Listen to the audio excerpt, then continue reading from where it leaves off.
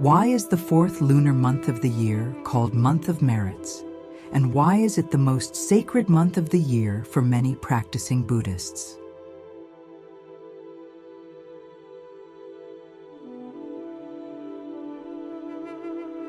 The most holy day of the year is the 15th day of the fourth month, called Sagadawa Duchen, or the Great Occasion. On this day, we celebrate the birth of Shakyamuni Buddha, the Conqueror, together with his enlightenment and ultimate parinirvana.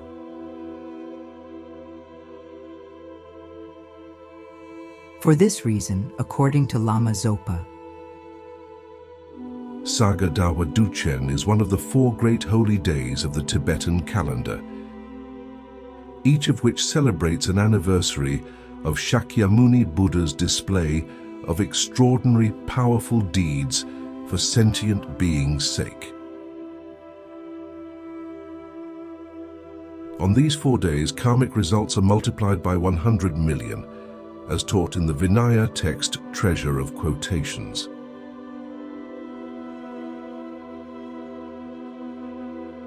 We celebrate this great occasion in this presentation and dedicate the merit to the benefit of all sentient beings.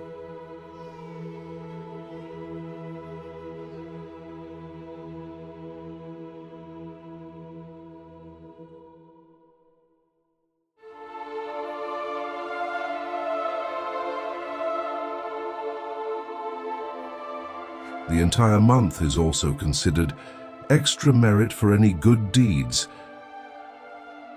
such as generosity, or any of the other paramitas. For example, volunteer karma activities, making offerings,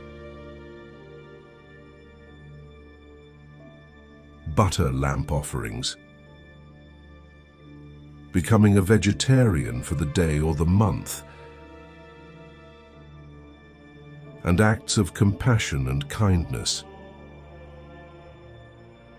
On this day and the entire month, we engage in acts of generosity, virtue, good conduct, right speech, and faith and devotion. We volunteer at Dharma centers. We donate and support the Dharma. We light butter lamps as offerings.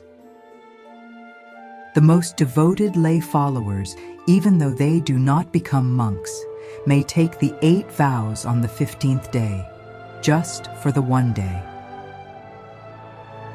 After the day, we may return to our lay vows, the 5 vows of a good layperson. But on the holy days, we try to hold all 8 vows, becoming a renunciate for the day. We might also choose to be vegetarian for the day.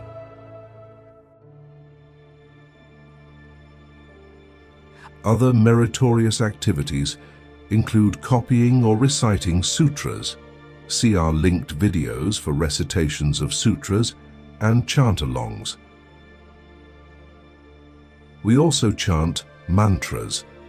If we are really dedicated, we may spend the day meditating, doing our sadhanas, and engaging in Dharma activities. For the entire month, not just on the day, we might include meritorious deeds, such as working for animal rescues, releasing animals destined for slaughter, Vajrasattva purification practices,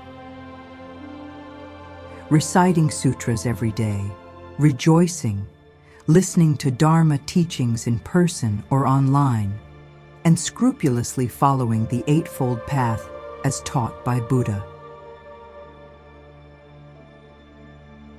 All of these activities are for the benefit of all sentient beings. By honoring the birth, enlightenment, and parinirvana of the Buddha, we help spread the Dharma and help sentient beings. Why do we choose this date for celebrations? In the time of Buddha, calendars were lunar-based. According to the latest archaeological evidence, he was born in the 4th lunar month in 563 BCE.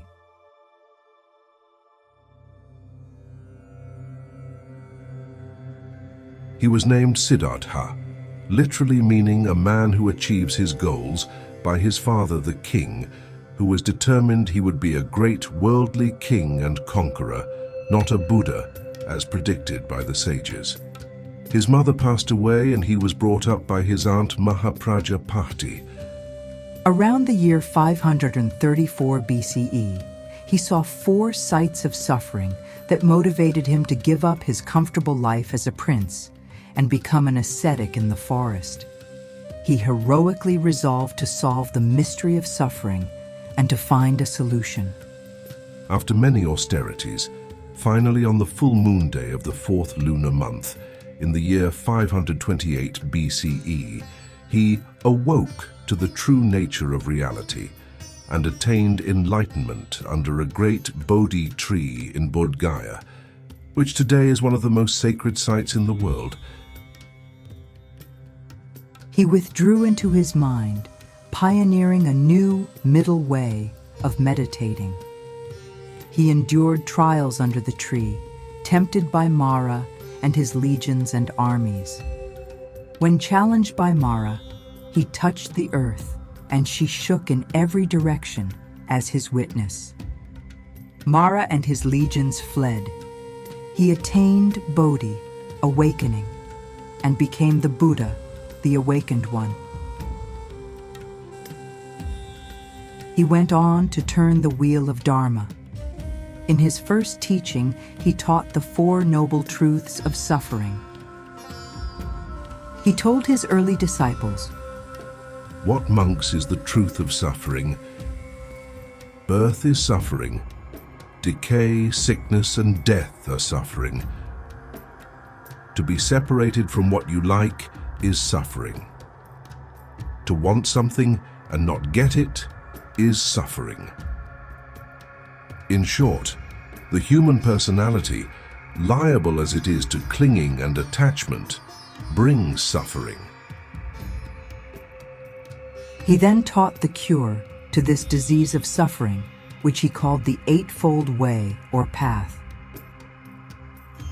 He taught in his famous sermon at Deer Park, This is the Noble Eightfold Way, namely right understanding, right intention, right speech, right action, right livelihood, right attention, right concentration, and right meditation.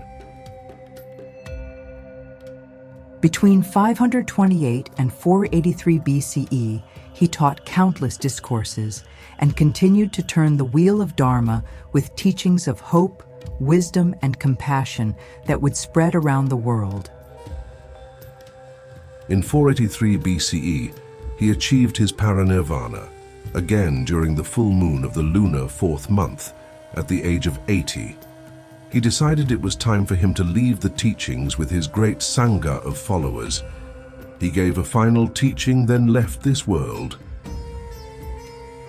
To honor this legacy of love, compassion, and wisdom, today, during his month of merits, we try to follow his teachings through our acts of generosity and kindness and compassion.